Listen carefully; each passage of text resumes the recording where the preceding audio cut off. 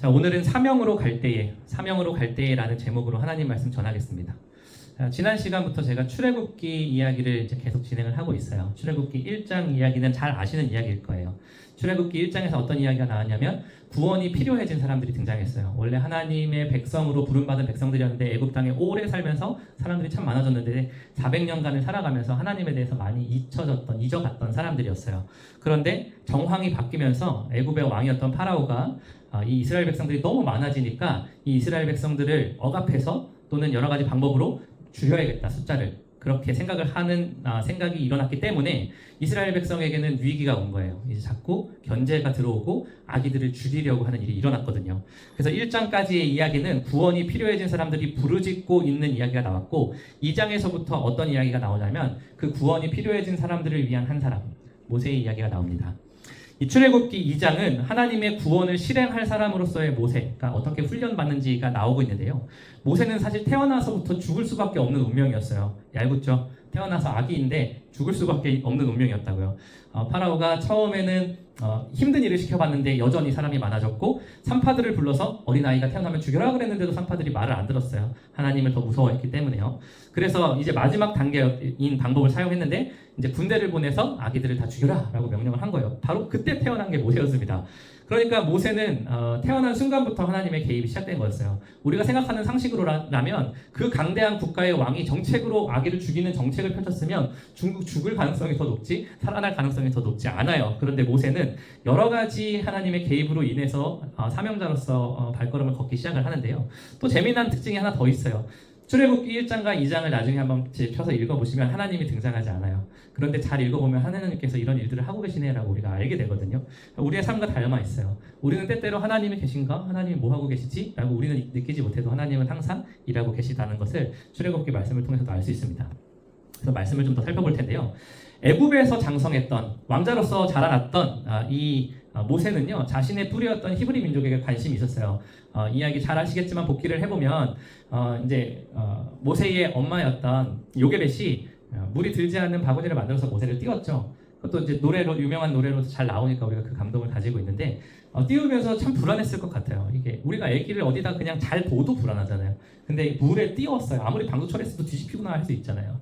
그랬는데 그게 잘 흘러가서 파라오의 딸 공주가 목욕하는 데 이르렀고 이제 모세의 누나였던 미리암이 따라가고 있었어요. 쳐다보고 있었어요. 그러다가 도착하는 것을 보고 바로의 공주에게 다가가서 이 아이를 혹시 키우기 위해 유모가 필요하면 내가 소개해줄 수 있어요? 라고 해서 소개해줬던 게 자기의 엄마였죠. 그래서 엄마에게 어느 정도 기간 동안 양육을 받았냐면 젖된 시기라고 나와 있어요. 우리는 지금 현대를 살고 있는 사람들에게 젖되는 시기는 약 돌 정도 되겠죠? 저희 두 아이가 있는데 첫째는 돌 정도까지 계속 먹였어요. 근데 둘째는 안 되더라고요. 둘째는 좀 더 빨리 이제 젖을 뗐어요. 그런데 이 시절에는요, 젖을 떼는 시기가 훨씬 더 뒤에까지 젖을 먹였어요. 먹일 게 많지 않았기 때문에요. 엄마만 한 명 밥 먹고 두 명이 먹을 수 있잖아요. 물론 엄마가 잘 먹어야 되지만. 그래서 이 모세는 꽤 오랜 시간 동안 추정컨대 한 서너 살 이상까지 엄마로부터 양육을 받은 거예요. 그러니까 모세는 자기의 민족이 누구이고 그 민족의 특성이 누구인지 또 유대인들은 특히 엄마가 교육하는 게 중요하거든요. 그래서 어느 정도 기본 교육을 받았던 것으로 추정할 수 있어요. 이제 장성한 후에부터가 오늘 읽었던 11절의 이야기의 시작이에요. 모세가 장성한 후에 한 번은 자기 형제들에게 나아가서 모세는 히브리 민족을 자기 형제들이라고 생각을 하고 있었어요. 30년이 넘도록 이집트의 왕자로 살면서도 자기 민족을 잃지 않고 있었던 거예요. 그런데 어떤 모습을 봤냐면 고된 노동을 시키고 있었잖아요. 그 노동을 하고 있는데 한 애굽 사람이 이제 감독자겠죠. 히브리 사람을 친지라라고 나와 있어요. 이 친지라라는 이 단어, 쳤다라는 단어는 그 원어를 분석을 해보면 한 번 강하게 때렸다가 아니라 계속 때렸다라는 뜻이에요. 그러니까 모세가 이렇게 보고 있다가 너무 계속 때리니까 다가가서 그 애굽 사람을 쳐 죽이고 모래에 묻었어요. 그리고 모세가 그 다음 날 일어나서 또 나가서 형제들을 보는데 이번에는 두 사람의 히브리 사람이 싸우고 있는 거예요. 그래서 모세가 생각하기에 더 잘못했다고 생각하는 사람한테 다가가서 왜 이렇게 싸우냐 말리니까 이 히브리 사람이 모세에게 하는 말이 누가 우리를 다스리는 자와 재판관으로 삼았느냐? 내가 애굽 사람을 죽였던 것처럼 나도 죽이려고 하느냐? 라고 하는 거예요. 모세는 완전 범죄인 줄 알고 좌우를 둘러보고 쳤다라고 이야기를 했거든요. 근데 모세는 완전 범죄인 줄 알았는데 어떤 사람들이 봤다라는 것을 알게 되었죠.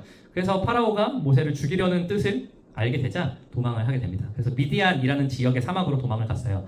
그 사막에서 한 우물에서 어떤 여인들을 만나는데 그 여인들은 미디안에 잘 살고 있었던 르우엘이라는 사람의 딸들이었어요. 근데 이제 딸들만 그렇게 우물에서 가축들을 먹이려고 하니까 다른 목자들, 남자들한테 견제를 받았던 거예요. 물은 한정이 되어 있고 먹여야 되니까. 그때 모세가 도와줍니다. 그러면서 저도 이제 그런 생각이 들었어요.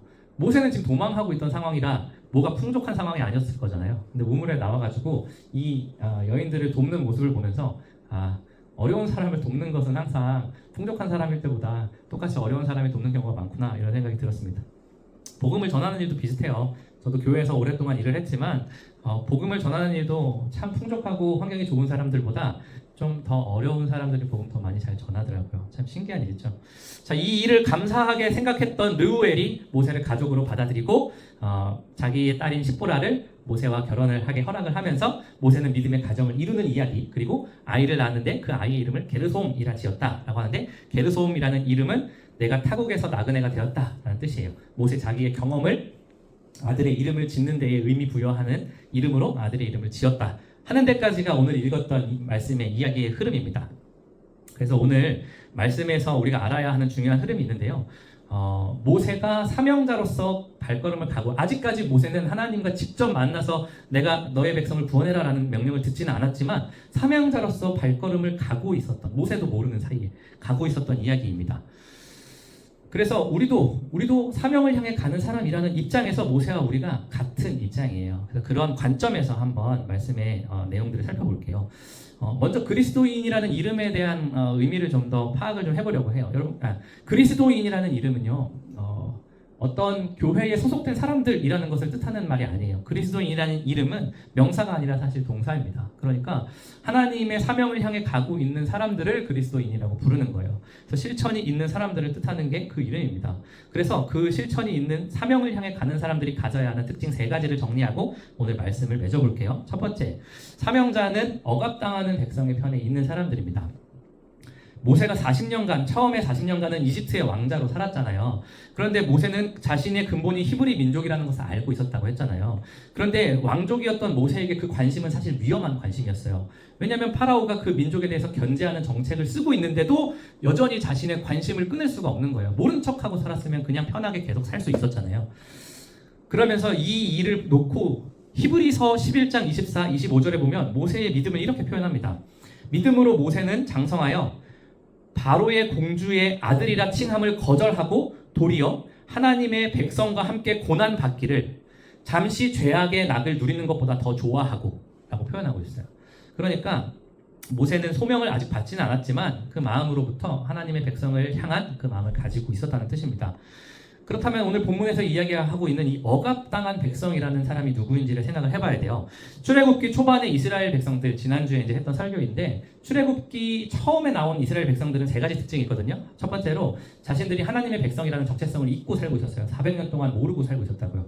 그리고 하나님과 관계가 없었어요. 몰랐으니 관계할 수 없었잖아요. 그리고 하나님이 그들에게 보여준 모습들을 하나님을 보지도 못했어요. 이 3가지 특징이 누구한테 있어요? 아직 예수님을 모르는 사람들의 특징이에요. 그렇죠? 그래서 억압당한 백성이라는 사람들의 특성을 살펴보면 아직은 믿음이 없는 사람들을 뜻하는데, 우리 주변에도 이런 아직은 예수님을 모르고 하나님과의 관계가 괴리되어서 괴로워하고 있는 사람들이 있어요. 그렇기 때문에 모세가 이스라엘 백성들에게 나가고 있는 것과 우리가 우리의 삶을 살아내고 있는 것은 똑같다고 이야기를 한 겁니다. 사명자가 관계를 가져야 할 대상은 무조건 그 사람들이라는 건 아니에요. 교회 안에서도 교제가 있어야 해요. 예수님 믿는 사람들끼리도 교제를 해야지만 중요한 건 그 교제가 어떤 방향을 위해서 교제하고 있는지가 중요해요. 그래서 제가 교회에 있는 동안 많이 불편하고 힘든 일이었어요. 교회 안에서 너무나 교제도 많고 서로 사랑하고 많은 시간을 함께 보내는데 우리의 교제가 예수를 모르는 사람의 방향으로는 잘 가지 않더라고요. 그냥 예수 믿는 사람들끼리 잘 만나고 이야기 나누는 방향으로만 사용이 되는 거예요. 근데 반드시 사명자들은 우리의 모임이 모였기 때문에 우리의 모임의 방향은 예수님을 모르는 사람들을 향해서 흘러가야 하거든요. 그리고 또 모세와 우리의 공통점이 한 개 더 있어요. 왕족이라는 거예요. 이 모든 세상을 만드신 하나님, 왕 되신 하나님의 자녀로서 우리도 살아가고 있기 때문에 그런데 만약 우리가 모세가 왕족의 특권만을 누리고 살아갔다면 사명을 감당할 수는 없었겠죠. 그런데 우리도 똑같이 그렇게 하고 있어요. 우리가 하나님, 왕 되신 하나님의 자녀로서의 특권을 우리 스스로에게만 누리면서 우리가 필요한 사람들의 방향으로 우리를 계속 가게끔 하는 것이 부족한 거예요. 제가 사실은 일산 한방병원에서 예배를 드리게 되면서 자주 강조하고 있는 내용이에요. 우리는 우리 스스로를 돌보기 위해 이곳에 온 것처럼 생각이 될 수 있지만 어쩌면 우리에게 하나님은 사명을 늘 주고 계신 것일 수 있어요. 적어도 저는 그런 마음으로 왔고 이곳에서 예배드리는 것을 통해서 단순히 우리가 위로받는 것을 위한 예배가 아니라 우리가 이 안에서도 우리가 할 수 있는 일들이 무엇인지 이곳에서 나가서도 할 수 있는 것이 무엇인지에 대해서 발견을 할 수 있게 되기를 위하여 예배드리고 말씀을 전하고 있습니다. 첫 번째 특징이었어요. 사명자는 억압받는 사람들을 위해 있는 사람들이다. 두 번째, 사명자는 믿음의 가정을 이루는 사람입니다. 16절 이하에 보면 모세가 처음으로 자신을 받아들여주는 공동체를 만나요. 모세는 철저하게 좀 외로웠어요. 그죠? 이제 이집트의 왕자로 살았는데 이집트 왕에게 쫓기는 신세가 되었고 자기 민족의 편을 들어주었는데 자기 민족마저도 누가 너를 나의 재판자로 삼았느냐라고 배척하고 있잖아요. 그렇게 자신이 소속된 모든 곳에서 자기가 배척되고 있는 상황에서 전혀 연고가 없던 미디안이라는 땅에 가가지고 어떤 분들을 만났는데 그곳에서 호의가 쌓였고 그 다음에 가정을 이루어서 이제 그 가정으로 살아가게 될 거예요. 처음으로 자신을 지지해주는 공동체가 가정이 된 거였어요. 실제로 출애굽을 진행할 때 모세의 가정은요 출애굽의 과정에 아주 지대한 공헌을 합니다. 장인이었던 르우엘은 계속 지혜를 주었고 가족들은 함께 항상 다니면서 모세를 도와주었어요.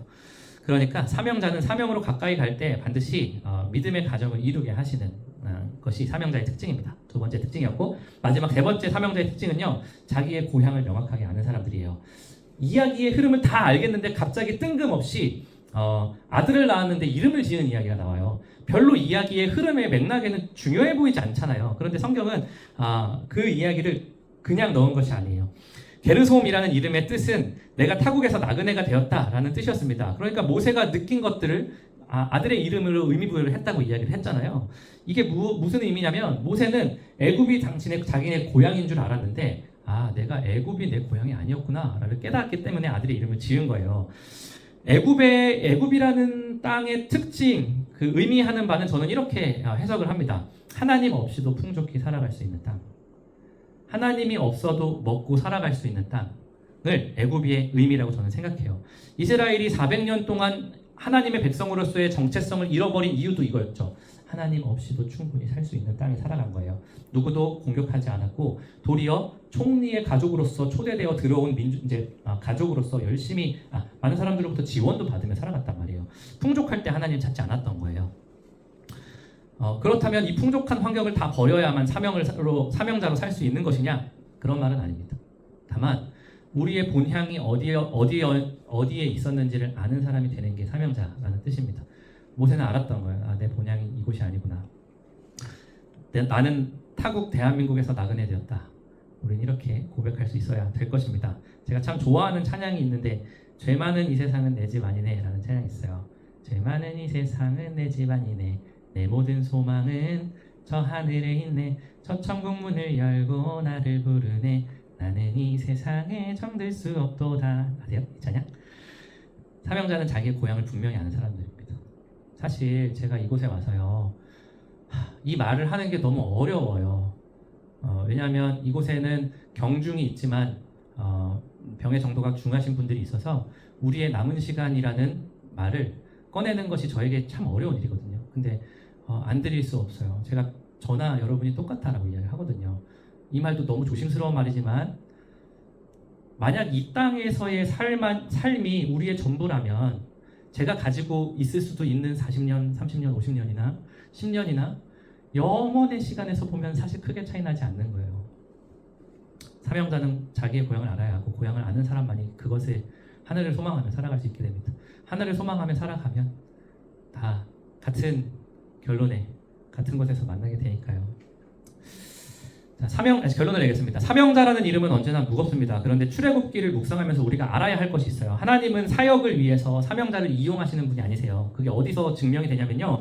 출애굽기 1장과 2장의 이야기는 하나님께서 어떤 사람, 훌륭한 사람을 하나님의 일을 위해 사용을 하신다면 1장과 2장은 불필요해요. 하나님이 한 사명자를 쓰기 위해서 너무 많은 일들을 하셨어야만 하는 거예요. 그냥 이미 완성된 사람을 찾으셔도 돼요. 아주 강권적인 능력으로 그렇지 않았지만 그 능력을 완전히 부여시킬 능력도 하나님께는 있으셨어요. 하나님이 효과를 위해서 사람을 이용하시는 게 아니라고요. 아주 처음부터 모세가 아직 조성되기 전부터 하나님은 모세를 아셨고 그 모세를 사랑함으로 길러내고 계셨어요. 그 장성한 분량에 이르게 된 모세가 하나님의 사명을 깨닫고 하나님의 사명을 행동하게 된 거예요. 우리도 또한 마찬가지입니다. 우리가 초보적인 수단에 어린 시절의 모세와 같이 왕족으로서의 특권을 누려가면서 이 예배 가운데서 이 예배의 위로를 나만 받고 하나님의 이 길을 나만 누리면서 살아가는 사람으로 살아가기에는 하나님의 사랑이 너무 커요. 세 가지 정리했던 걸 기억하면서 마무리합시다. 첫 번째, 억압당한 백성의 편에 서야 됩니다. 이 땅 가운데는요, 괴리되어 있어서 해소되지 않는 답답함을 가지고 살아가는 사람들이 어디로 가야 하는지 모르는 가운데 있는 많은 분들이 계세요. 그들의 방향으로 우리가 가야 합니다.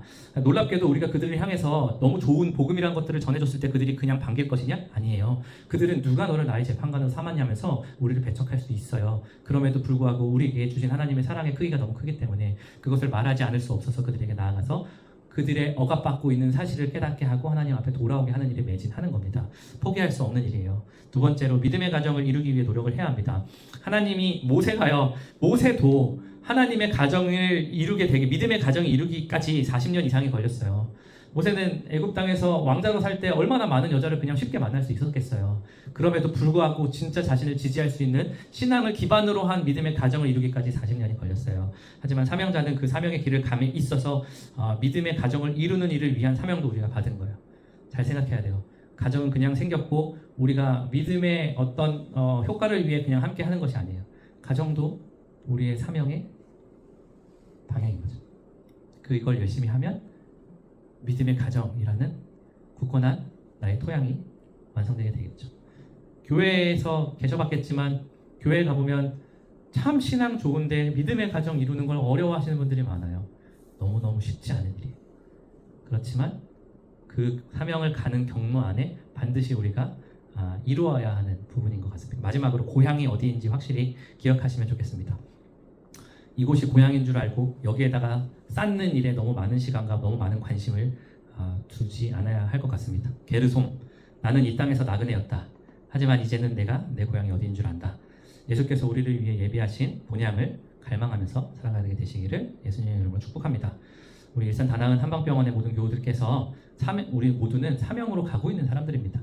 아직까지 완성되지 않았을 수 있어요. 하지만 우리가 사명의 방향으로 가게끔 만드셨고 지금도 가고 있다는 사실은 변하지 않습니다. 우리 사명으로 가는 그 길에 함께 혼자가 아니라 우리가 함께 상의하고 함께 기도하며 사명자로서의 걸음을 함께 걸어가는 일산 다나은 한방병원의 모든 교우가 되시기를 예수님의 이름으로 축복합니다.